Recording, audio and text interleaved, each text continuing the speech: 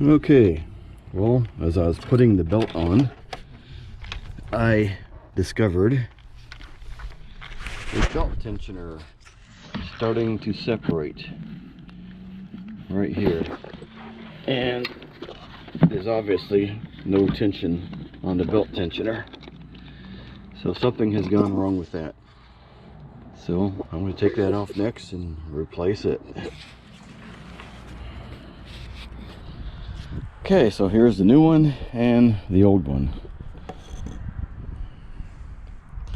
I'm not really pleased with the way that new one still has a mild separation there, but it's a lot less than the old one. And something happened with the old one internally, because the spring has very limited tension. So spring may have broke or popped out of where it was supposed to be. That held the spring tight for tension. Not sure. Otherwise, they appear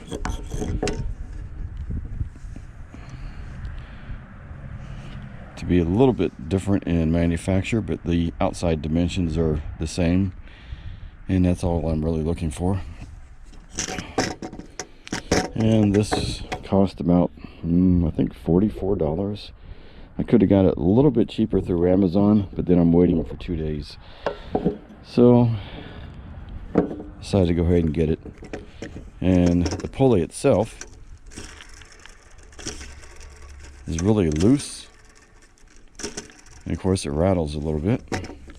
Now the new one, it's loose, but it's still tight, doesn't rattle. So we'll definitely say that it was time to replace it. All right, got the new belt tensioner on.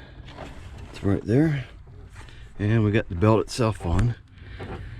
So obviously water pump, fan clutch, belt, thermostat housing, various sensors, new hoses, etc., etc. So at the point now of putting the new throttle body on, got a brand new O-ring in the intake, and this gasket here fits here. There are I can't do this with just one hand on a slippery surface.